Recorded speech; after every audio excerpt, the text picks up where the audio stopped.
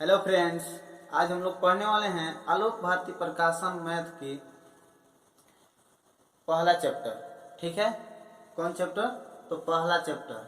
तो पहला चैप्टर में देखते हैं क्या है।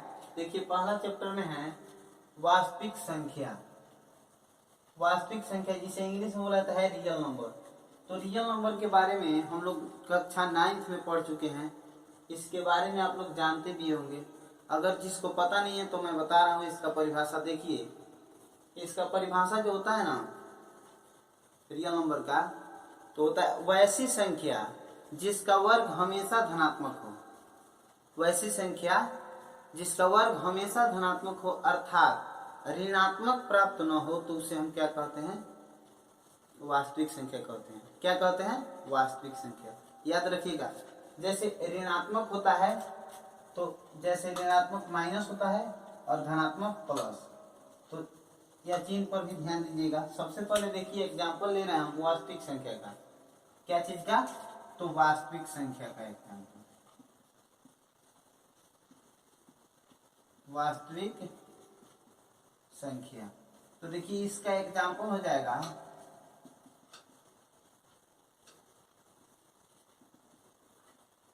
वास्तविक संख्या का एग्जाम्पल कोई भी संख्या लीजिए आप।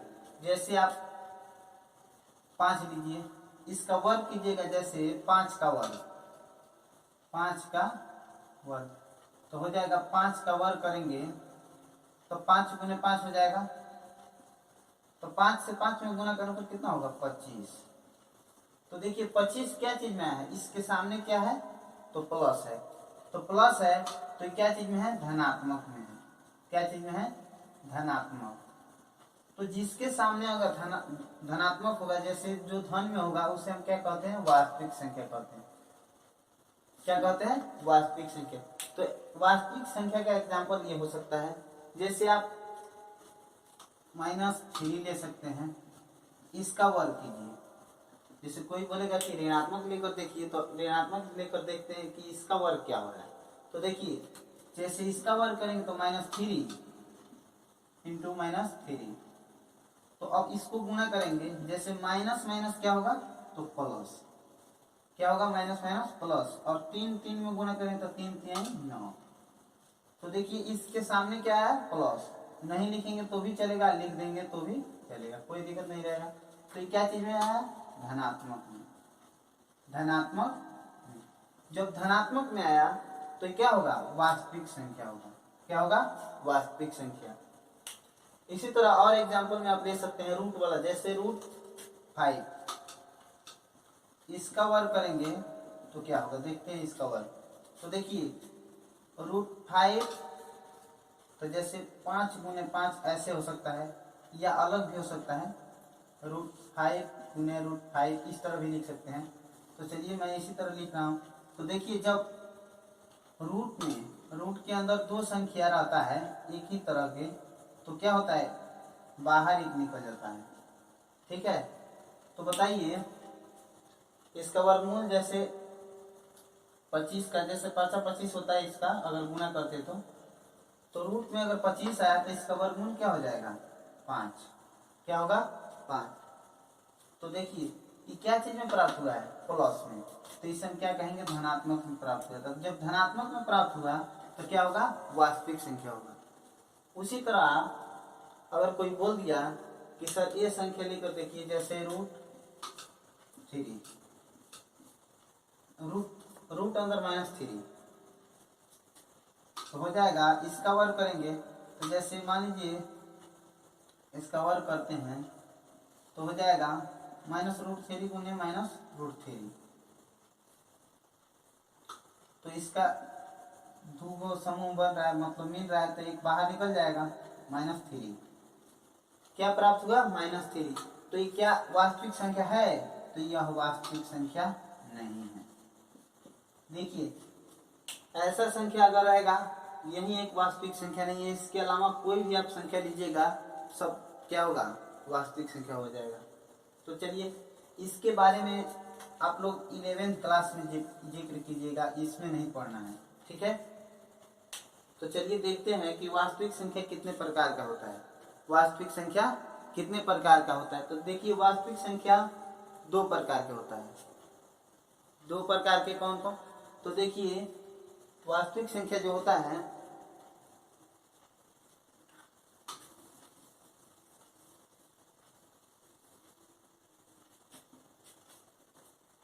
एक तो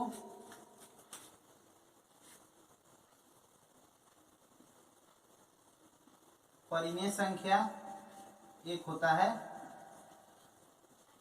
अपरिमेय संख्या, दूसरा क्या होता है? अपरिमेय संख्या। याद रखिए। तो चलिए देखते हैं कि परिमेय संख्या किसे कहते हैं और अपरिमेय संख्या किसे कहते हैं। ये सब हम लोग क्लास 9 में पढ़ चुके हैं, लेकिन इसमें केवल याद रखने के लिए एक बार रिवीजन करा दे रहे हैं, बोल के समझा दे रहे हैं। तो देखिए जो नहीं पढ़ा होगा, ताकि जो नहीं पढ़ा होगा समझ जाएगा। तो देखिए सबसे पहले परिमेय संख्या। तो परिमेय संख्या किसे कहते हैं? तो वैसी संख्या जिसे p बटा q के रूप में लिखा जाए, जैसे अंश बटा हर के रूप में लिखा जाए, तो उसे हम क्या कहते हैं? परिमेय संख्या कहते हैं। अगर कोई भी संख्या, जैसे मान लीजिए एग्जाम्पल में इसका, जैसे मान लीजिए 5 है, तो बताइए 5 क्या है? परिमेय संख्या है या नहीं? तो ये 5 परिमेय संख्या है, क्योंकि p जो है p बराबर क्या हो जाएगा? 5 और q इसके क्या होगा? q, तो q 1 हो जाएगा। 5p और q क्या हो जाएगा? 1 यहाँ पर छिपा हुआ रहता है। किसी भी संख्या के नीचे एक छिपा हुआ रहता है। जैसे मान लीजिए यहाँ अगर 20 लिए हैं, 20 है, तो बताइए इसके यह परिमेय संख्या है? तो ये परिमेय संख्या है, क्योंकि इसके नीचे क्या छिपा हुआ है? 1। ठीक है, तो ये सब क्या है? परिमेय संख्या है। बटा में कोई भी बटा में हो, जैसे 3/6 या -8/5, ये सब क्या है? वास्तविक संख्या। सॉरी, यहाँ परिमेय संख्या है। तो ये वास्तविक संख्या भी हो जाएगा, क्योंकि इसी का भाग है, कोई दिक्कत नहीं है। लेकिन इसे हम क्या कहेंगे? अभी परिमेय संख्या में देखें। तो देखिए इसे परिमेय संख्या कहेंगे। जिसे बटा के रूप में लिखा जाए उसे हम क्या कहेंगे? परिमेय संख्या। भिन्न के रूप में जिसे लिख दिया जाए उसे हम परिमेय संख्या कहेंगे। चलिए, तो परिमेय संख्या के बारे में जान गए। अब जानते हैं अपरिमेय संख्या के बारे में। अपरिमेय संख्या, तो देखिए अपरिमेय संख्या वैसी संख्या जिसे p बटा q के रूप में नहीं लिखा जाए। इसे p बटा q के रूप में लिख सकते हैं और इसे p बटा q के रूप में नहीं लिखा जा सकता है। तो इसे हम क्या कहेंगे? अपरिमेय संख्या कहेंगे। तो अपरिमेय संख्या का जैसे एग्जाम्पल हो जाएगा, एग्जाम्पल जैसे √3, जो रूट से पूर्ण रूप से कभी बाहर निकल नहीं सकता है, इसलिए क्या है? अपरिमेय संख्या है। इसे अपरिमेय संख्या किसने बताया था? कि जैसे ये सब संख्या जो रूट से नहीं निकलता है, √5, √7 या √11, ये सब जो संख्या है, इस सब संख्या को कौन बताया था? यह अपरिमेय संख्या है। तो इस संख्या को अपरिमेय संख्या बताने वाला पाइथागोरस बाबा थे। कौन? तो पाइथागोरस बाबा। याद रखिएगा, कौन? तो पाइथागोरस। इसे बताए थे कि यह परिमेय अपरिमेय संख्या है। चलिए एक और होता है, जैसे एग्जांपल आप ले सकते हैं कि पाई होता है। पाई भी क्या है? एक अपरिमेय संख्या है। यह एग्जाम में अक्सर पूछता है कि पाई क्या है, पाई एक अपरिमेय संख्या है या नहीं। ठीक है, तो इसके बारे में तो आप लोग बढ़िया से ध्यान दीजिएगा। पाई हमेशा पूछता है, कर देगा इस तरह, जैसे π/2 क्या है? तो ये क्या होगा? तो पाई जब शामिल हो गया तो ये हो जाएगा अपरिमेय संख्या। अपरिमेय संख्या और परिमेय संख्या का भाग क्या होता है? अपरिमेय होता है। ठीक है, तो याद रखिएगा इसे। पाई को किसने बताया था कि अपरिमेय संख्या है? तो पाई को लैम्बर्ट ने बताया था। किसने बताया था? लैम्बर्ट ने। याद रखिएगा, पाई को अपरिमेय संख्या बताने वाला लैम्बर्ट ने थे। और √3, √5 ये सब को बताने वाला कौन थे? तो पाइथागोरस ने। पाइथागोरस द्वारा ये सब बताया गया है कि अपरिमेय संख्या है। चलिए अब परिमेय और अपरिमेय के बारे में जान गए। अब देखते हैं कि परिमेय संख्या कितने प्रकार का होता है। तो देखिए परिमेय संख्या इस तरह कर सकते हैं, जैसे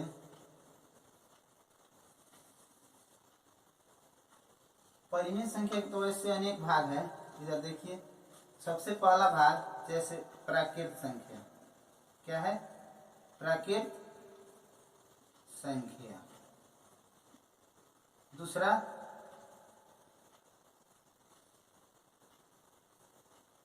पूर्ण संख्या। दूसरा क्या है? पूर्ण संख्या।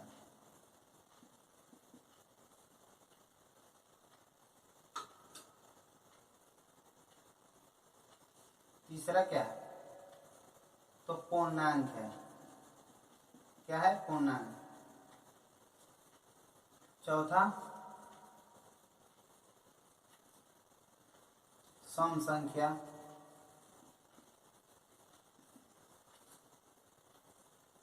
पांचवा विषम संख्या। पांचवा क्या है? विषम संख्या। और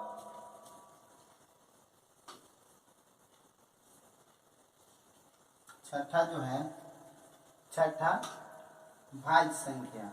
भाज्य संख्या। उसके बाद सातवां जो है अभाज्य संख्या। अभाज्य संख्या। उसके बाद जो आठवां है सहअभाज्य संख्या भी हो जाएगा। सहअभाज्य संख्या। तो ये सबको याद रखिएगा। जैसे इसे इंग्लिश में बोला जाता है नेचुरल नंबर, इसे होल नंबर, इसे पूर्णांक को इंटीजर्स, सम को इवन, विषम को और भाज्य को कंपोजिट नंबर, अभाज्य को प्राइम नंबर और सहअभाज्य को को प्राइम नंबर।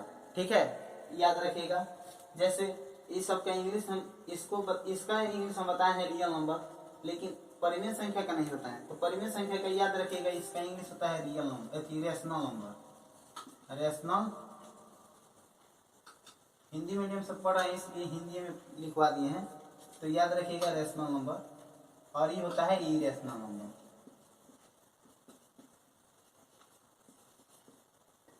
ठीक है, नंबर लिख लीजिए इरेशनल नंबर। चलिए से पहले नेचुरल नंबर के बारे में जानते हैं। पहला नेचुरल नंबर के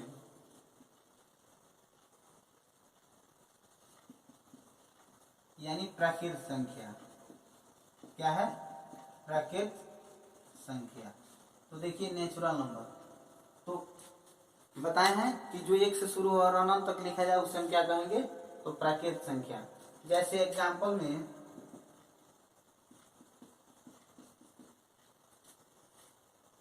इसे n द्वारा सूचित किया था। क्या चीज के द्वारा? तो n द्वारा। तो देखिए प्राकृत संख्या इसी तरह लिख देना है, जैसे 1 2 3 डॉट डॉट डॉट अनंत। मतलब एक से शुरू होकर और अनंत तक लिखा जाए, मतलब इसका कभी अंत नहीं हो सकता है, तो उसे हम क्या कहेंगे? प्राकृत संख्या। चलिए अब देखेंगे पूर्ण संख्या। पूर्ण संख्या। पूर्ण संख्या को हम होल नंबर कहते हैं। क्या कहते हैं? Whole number. तो चलिए होल नंबर जो इसका परिभाषा होता है, जो शून्य से शुरू होता है और अनंत तक लिखा जाता है, उसे हम क्या कहते हैं? तो होल नंबर। तो शून्य से एग्जाम्पल में हो जाएगा, जैसे 0 1 2 3 डॉट डॉट डॉट अनंत। तो ये क्या हो जाएगा? किसका एग्जाम्पल है? तो एक पूर्ण संख्या का। इस शून्य से शुरू होता है और प्राकृत संख्या जो होता है 1 से शुरू होता है, याद रखिएगा। अब देखिए पूर्णांक। पूर्णांक संख्या किसे कहते हैं? पूर्णांक इंग्लिश में बोला जाता है इंटीजर्स।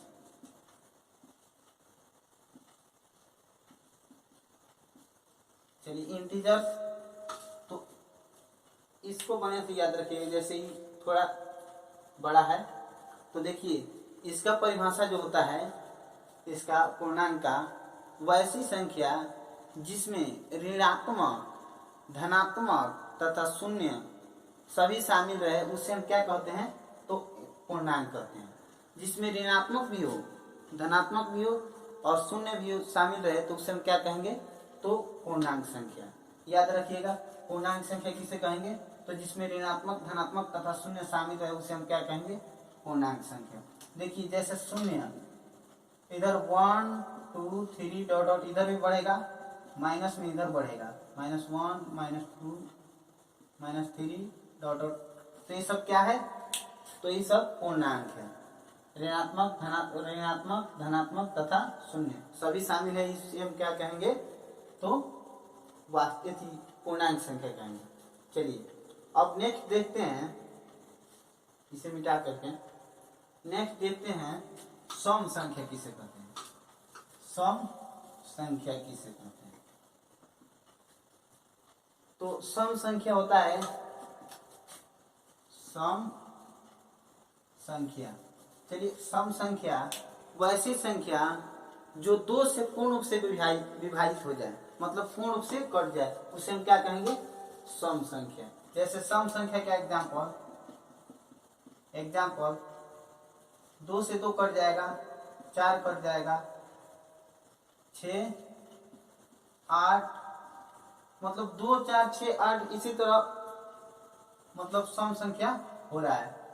तो ये सब क्या है, जैसे 2 से पूर्ण रूप से विभाजित है, तो 2 से पूर्ण रूप से विभाजित है, तो ये सब क्या है, सम संख्या है। डॉट डॉट इसी तरह हो जाएगा। चलिए अब देखते हैं कि विषम संख्या किसे कहते हैं। विषम संख्या किसे कहते हैं, तो विषम संख्या होता है वैसी संख्या जो 2 से पूर्ण रूप से विभाजित ना हो, तो उसे हम क्या कहेंगे, तो विषम संख्या कहेंगे। तो बताइए एग्जाम्पल विषम का, इस सम का एग्जाम्पल था इधर, और यह विषम का है। तो विषम का एग्जाम्पल 1 3 5 7 9 11 13, मतलब यह समझ ली कि 2 के पहाड़ा में या 2 से पूर्ण रूप से विभाजित कोई संख्या ही नहीं है। जो 2 से पूर्ण रूप से विभाजित नहीं होता है उसे हम क्या कहते हैं, तो विषम संख्या कहते हैं। याद रखिएगा विषम संख्या किसे कहते हैं, तो जो 2 से पूर्ण रूप से विभाजित नहीं होता है उसे हम क्या कहते हैं, तो विषम संख्या कहते हैं। चलिए अब नेक्स्ट देखते हैं कि भाज्य संख्या किसे कहते हैं। भाज्य संख्या किसे कहते हैं, तो भाज्य, याद रखिएगा भाज्य संख्या, इसे इंग्लिश में कंपोजिट नंबर बोला जाता है। भाज्य संख्या को यौगिक संख्या भी बोला जाता है। देखिए याद रखिएगा क्या बोला जाता है, यौगिक संख्या। इसे हम भाज्य कहें या यौगिक, दोनों एक ही बात है। तो देखिए भाज्य या यौगिक किसे कहते हैं, वैसी संख्या जो एक और अपने आप के अलावा किसी अन्य से विभाजित हो जाए तो उसे हम क्या कहेंगे, तो भाज्य संख्या कहेंगे। जैसे एक और अपने आप के अलावा, जैसे देखिए 4 क्या चीज के पहाड़ा में, 1 के पहाड़ा में आ जाएगा ना। देखिए 2 के पहाड़ा में आ रहा है, और फिर अपने आप पहाड़ा में, जैसे 4 के पहाड़ा में है 4 एकम 4, 2 के पहाड़ा में है 2 दूना 4, 1 के पहाड़ा में है 4। तो देखिए इसमें जो बोला गया था एक और अपने आप के अलावा किसी अन्य से विभाजित हो जाए, मतलब एक और अपने आप के अलावा किसी अन्य से विभाजित हो जाए तो उसे हम क्या कहते हैं, तो भाज्य कहते हैं। क्या कहते हैं, भाज्य। याद रखिएगा वैसी संख्या जो एक और अपने आप के अलावा दूसरा संख्या, मतलब किसी भी संख्या से विभाजित हो जाए तो उसे हम क्या कहेंगे, तो भाज्य संख्या कहेंगे। याद रखिए एक और एग्जांपल ले रहे हैं, जैसे भाज्य संख्या हो जाएगा 6, तो भाज्य संख्या 6, जैसे इसके 1 से विभाजित हो जा रहा है और अपने आप से तो होबे करेगा, लेकिन क्या चीज से विभाजित हो जाएगा, तो 2 से भी विभाजित हो जाएगा और यह 3 से भी विभाजित हो जाएगा। तो देखिए एक और अपने आप के अलावा किसी अन्य संख्या से विभाजित हो रहा है ना, 2 से भी विभाजित हो रहा है और 3 से भी, तो ये क्या होगा, तो ये भी भाज्य होगा। देखिए देखिए एक और अपने आप के अलावा किसी भी संख्या से, मतलब कितना संख्या से विभाजित होगा अलग, तो क्या हो जाएगा, भाज्य संख्या हो जाएगा। इसी तरह याद रखिएगा, अगर मान लीजिए 8 है, 9 है, तो 9 1 से कट जाएगा, 3 से कट जाएगा, फिर अपने आप से कटेगा, तो अपने आप के अलावा 3 शामिल है तो क्या हो जाएगा, तो ये हो जाएगा भाज्य संख्या। याद रखिएगा, इसमें 1 से कट जाएगा, फिर अपने आप से भी कट जाएगा, लेकिन उसके अलावा ये 2 से भी कटेगा, 2 चौका 8, 4 से भी कटेगा, तो इसमें एक और अपने आप के अलावा दूसरा संख्या ही शामिल हो जा रहा है ना, तो ये सब क्या हो जाएगा, भाज्य संख्या। तो इस तरह से एग्जांपल इसका हो जाएगा 4, 6, 8, 9, और आगे लिख सकते हैं एग्जांपल में 4, 6, 8, 9, डॉट डॉट, ये सब क्या है, तो ये भाज्य संख्या है। भाज्य संख्या, उसके बाद अभाज्य संख्या, अभाज्य संख्या। तो देखिए पहले गड़बड़ कर दिए थे, इसका परिभाषा हम बोल दिए, हम ध्यान नहीं दिए थे इसका, जैसे भाज्य के साथ अभाज्य का परिभाषा बोल दिए थे। तो देखिए अभाज्य संख्या तो हो जाएगा इसका परिभाषा, वैसी संख्या जो एक और अपने आप के अलावा किसी अन्य से विभाजित नहीं होता है, तो उसे हम क्या कहते हैं, तो अभाज्य संख्या कहते हैं। क्या कहते हैं, अभाज्य संख्या। जैसे इसे इंग्लिश में बोला जाता है प्राइम नंबर। देखिए अभाज्य संख्या को रूढ़ भी बोला जाता है, रूढ़ संख्या। कौन संख्या, रूढ़ संख्या। याद रखिएगा, भाज्य को यौगिक बोला जाता है और अभाज्य को रूढ़ भी बोला जाता है। याद रखिएगा ये सब। अब देखिए इसका जो एग्जाम्पल होगा, जो एक और अपने आप के अलावा किसी अन्य से विभाजित न हो, तो उसे हम क्या कहेंगे, तो अभाज्य संख्या। इसका एग्जाम्पल हो जाएगा जैसे 2, क्या होगा, 2। जैसे 1 से ही विभाजित हो रहा है ना, 1 से कट जाएगा, 1 के पहाड़ा में आ जाएगा, फिर अपने आप के पहाड़ा में आ जाएगा, फिर इसके अलावा कोई किसी दूसरा संख्या आप बताइए, किसी संख्या में आ रहा है 2, नहीं आ रहा है, तो ये क्या हो जाएगा, अभाज्य। क्या होगा, अभाज्य। याद रखिए। जैसे उसी तरह अब 3 लेना है, जैसे 3 क्या है, तो अभाज्य संख्या है। 4, 6, 8 ये सब क्या है, भाज्य संख्या। ये 3 क्या है, अब 3 जो है अभाज्य संख्या। तो कैसे, तो देखिए यहाँ पर 1 से ही विभाजित होगा और नहीं तो अपने आप से ही विभाजित, उसके अलावा दूसरा कोई संख्या इसको काटेगा, नहीं काटेगा, तो इसका मतलब ये क्या है, अभाज्य है। चलिए याद रखिएगा इसको। और फिर एग्जाम्पल में 5, तो देखिए 1 से कटेगा, फिर अपने आप से कटेगा। और कोई एग्जाम्पल, जैसे मान लीजिए लास्ट उधर आगे लेकर चलते हैं, जैसे 23 ले रहे हैं, 23,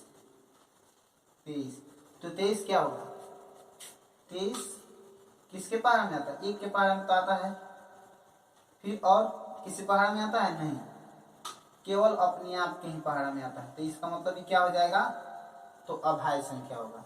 याद रखिएगा, क्या होगा, अभाज्य संख्या।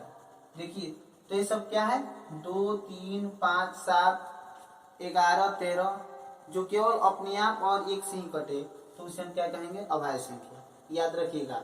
इस तरह से आप एग्जाम्पल ले सकते हैं, 2, 3, 5, 7। चलिए अब उसके बाद देखेंगे कि अभाज्य संख्या क्या है। क्या है, अब अभाज्य संख्या के बारे में, तो इसे मिटा रहे हैं, अभाज्य संख्या के बारे में देखते हैं।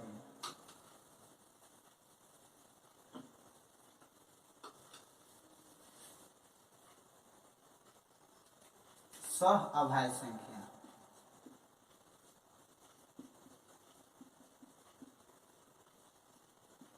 चलिए अभाज्य संख्या को बोला जाता है को प्राइम नंबर। इंग्लिश इसका लिखवाए थे पहले, तो इसका इंग्लिश होता है को प्राइम नंबर।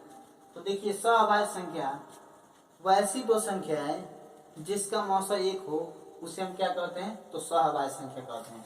याद रखिएगा, वैसी 2 संख्या जिसे हम जिसका अगर हम मौसम ज्ञात करते हैं, उसका मौसम अगर एक प्राप्त होता है, उसे हम क्या कहेंगे, सहअभाज्य संख्या कहेंगे। जैसे एग्जाम्पल में हो जाएगा, एग्जाम्पल में लगातार संख्या लीजिए, उसका मौसम एक आ जाएगा। तो एग्जाम्पल में हो सकता है, जैसे मान लीजिए 2 3, क्या होगा, तो ये सहअभाज्य संख्या होगा। जैसे इसका मौसम ज्ञात कर रहे हैं 2 3 का, 2 एकम 2, 3 में से 2 जाएगा तो 1, फिर यहाँ पर 2 आ जाएगा, तो कितना हो रहा है, इसका मौसम बराबर 1, तो ये क्या होगा, सहअभाज्य संख्या होगा। मौसम ज्ञात करेंगे, अगर एक प्राप्त हो गया जिसका, तो सब क्या है, सहअभाज्य संख्या है। जैसे एग्जाम्पल और लीजिए 11 12 का, और आगे लगातार संख्या इस तरह ले सकते हैं। तो 11 12 का जैसे मौसम ज्ञात करेंगे, 11 एकम 11, 1 कैंसिल, फिर 11 से 11 1 से 11 मल्टीप्लाई कर जाएगा, क्या मौसम कितना प्राप्त हुआ, तो मौसम बराबर 1। तो इसलिए यह सब क्या है, सहअभाज्य संख्या है। लगातार कोई भी संख्या लगातार लीजिएगा ना, तो सहअभाज्य संख्या आ जाएगा। चलिए जैसे मान लीजिए 6 7 है, या 9 10 है, सबका मौसम क्या हो जाएगा, तो 1 प्राप्त होगा। तो ये सब क्या है, सहअभाज्य संख्या है, याद रखिएगा। चलिए अब चैप्टर की ओर बढ़ते हैं। सबसे पहले चैप्टर में जाने से पहले यूक्लिड के बारे में जान लेते हैं। यूक्लिड विभाजन और अंकगणितीय आधारभूत प्रमेय, यह दोनों बहुत ही इंपॉर्टेंट है जानना। इस दोनों के बारे में आप नहीं जानिएगा तो इस चैप्टर के बारे में आप नहीं जान सकते हैं। सबसे पहले इस पर ध्यान दीजिएगा, 1 नंबर इस पर, यूक्लिड विभाजन एल्गोरिथम। चलिए इस पर ज्यादा ध्यान दीजिएगा, इससे हम क्या कहते हैं। अब दूसरा नंबर होता है, चलिए यूक्लिड विभाजन एल्गोरिथम, ठीक है। चलिए अब दूसरा जो है अंकगणितीय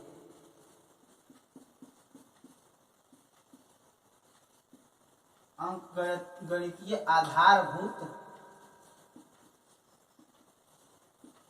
प्रमेय। तो देखिए चैप्टर को पढ़ने से पहले यह 2 बातें आपको जानकारी होनी जरूरी है। अगर इसके बारे में आप नहीं जानते हैं तो इस चैप्टर में आपको, मतलब इस प्रश्नावली में, प्रश्नावली 1.1 चाहे 1.2 सब समझ में नहीं आएगा जब तक इसके बारे में नहीं जानिएगा। तो सबसे पहले यूक्लिड विभाजन एल्गोरिथम के बारे में जानते हैं। तो यूक्लिड विभाजन एल्गोरिथम का कथन है, जैसे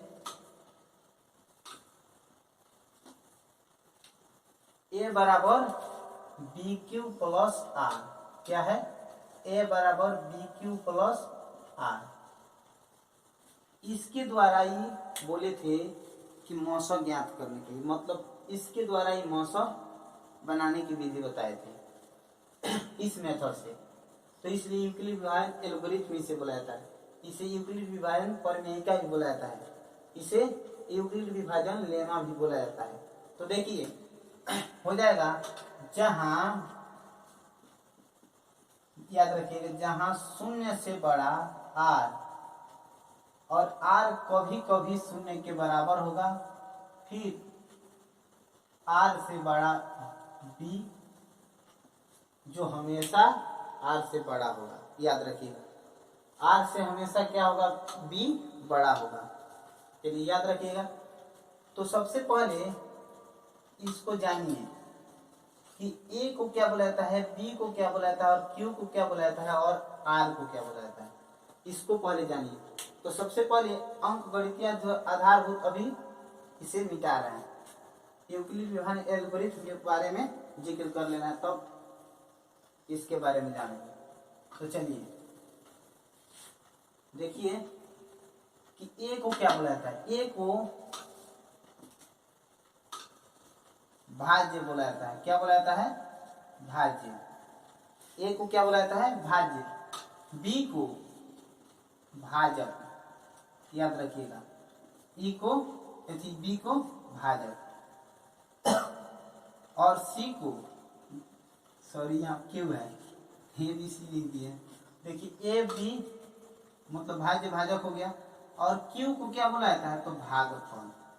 क्या बुलाया जाता है, भागफल। आर को शेषफल। याद रखिएगा, ए को भाजक, बी को भाजक और क्यू को भागफल और आर को शेषफल बोला जाता है। तो देखिए सबसे पहले भाजक जो होता है, जैसे भाजक से भाज्य में क्या करते हैं, भाग करते हैं। भाजक से भाज्य में भाग करते हैं तो प्राप्त होता है हमारा भागफल और शेषफल। जैसे अगर हम भाग करेंगे, जैसे यहाँ पर देखिए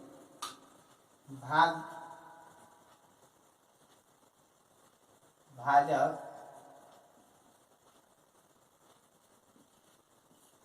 से क्या चीज में भाग कर रहे हैं, भाज्य में।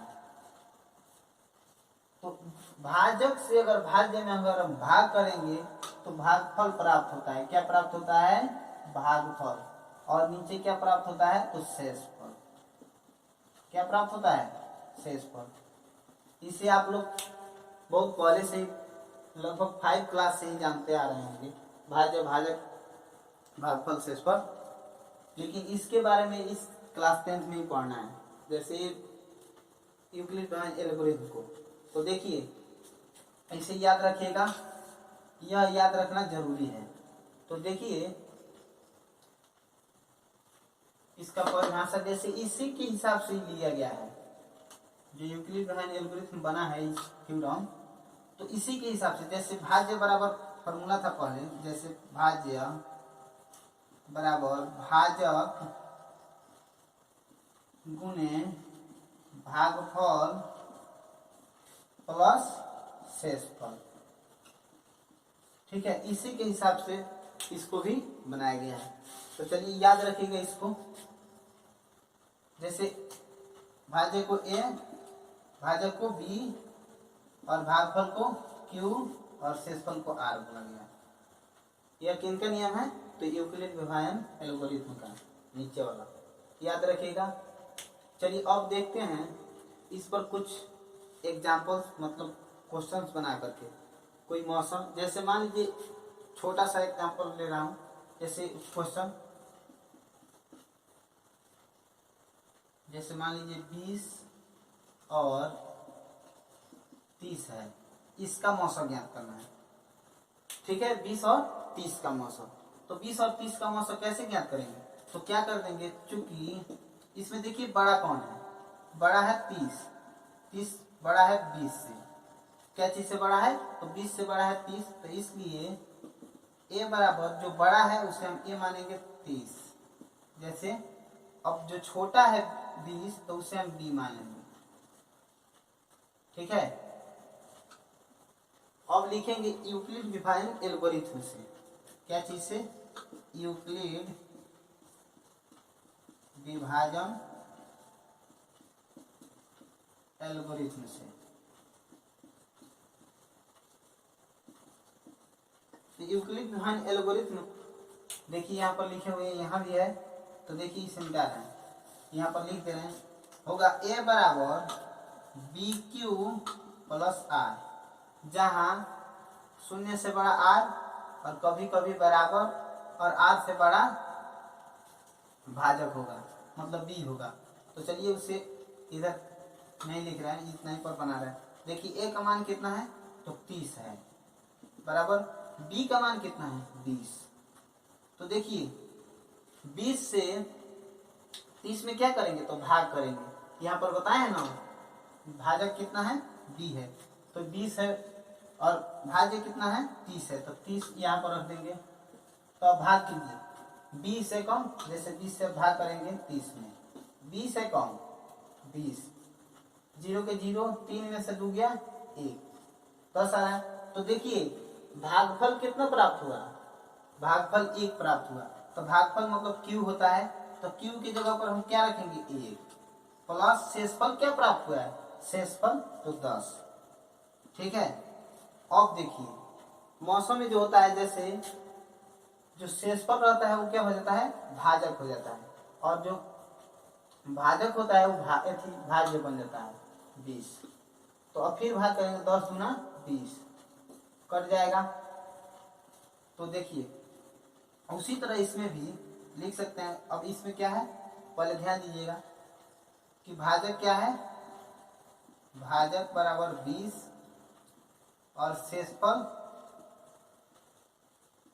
बराबर 10। लिख देंगे शेषफल इज नॉट इक्वल, मतलब शून्य, मतलब शेषफल जो है शून्य के बराबर नहीं हुआ है। तो जब शेषफल शून्य के बराबर, जब तक शेषफल शून्य नहीं आता है तब तक इसका क्रिया होता रहेगा, मतलब आगे बढ़ते रहेंगे। तो इस तरह लिख सकते हैं। अब लिखेंगे कि फिर अब क्या हो जाएगा, भाज्य।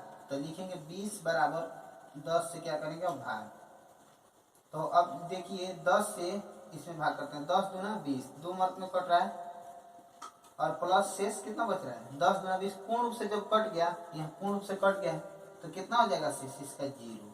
तो 0 प्राप्त हो गया। तो लिख सकते हैं इसलिए भाजक बराबर 10, शेषफल बराबर 0। जब 0 प्राप्त हो गया तो इसलिए लिख देंगे 20 और 30 का मौसौ बराबर कितना हो जाएगा, तो इसका मौसौ हो जाएगा आपका 10। भाजक जितना है हो जाएगा मौसौ। चलिए अब देखते हैं, ये तो यूक्लिड एल्गोरिथम का थ्योरम था, याद रखिएगा इसको। चलिए अब देखते हैं कि अंकगणितीय आधारभूत प्रमेय क्या है। चलिए अंकगणितीय आधारभूत प्रमेय, इसे मिटा रहे हैं आप।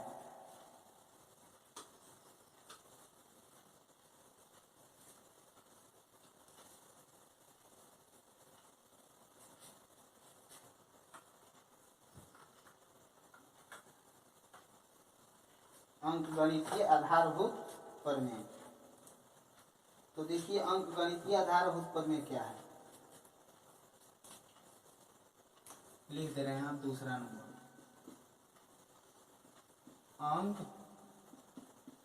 अंकगणितीय आधारभूत प्रमेय।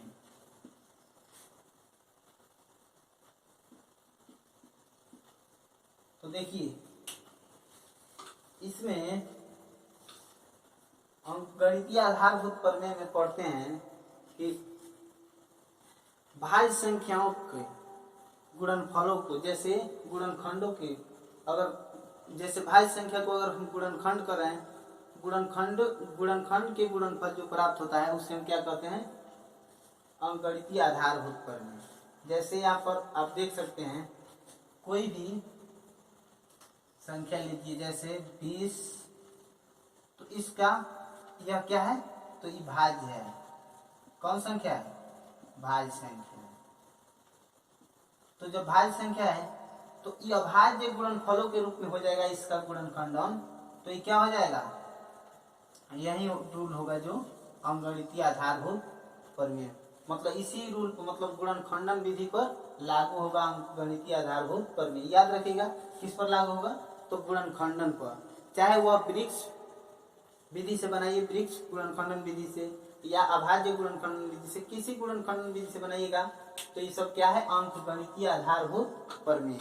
इसी में पढ़ा जाता है, अंकगणितीय आधारभूत प्रमेय में ही पढ़ा जाता है, अंकगणितीय आधारभूत प्रमेय में ही पढ़ा जाता है। जैसे √5 एक अपरिमेय संख्या है, सिद्ध कीजिए, मतलब सिद्ध करने वाला इसी में है। फिर जैसे कि बताइए कि 100 बटा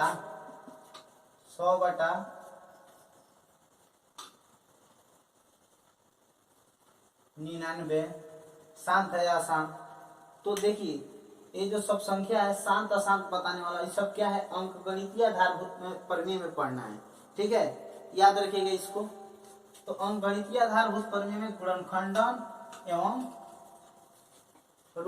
परिमेय संख्या, अपरिमेय संख्या है, ये सब सिद्ध किया जाता है इसमें अंकगणितीय आधारभूत प्रमेय में, याद रखिएगा। चलिए यह वीडियो बहुत लंबी हो गई है। चलिए, ये अगर यह वीडियो आपको पसंद आया हो तो इस वीडियो को लाइक कीजिएगा। अगर इस चैनल पर आप नए हो तो इस चैनल को सब्सक्राइब कीजिएगा।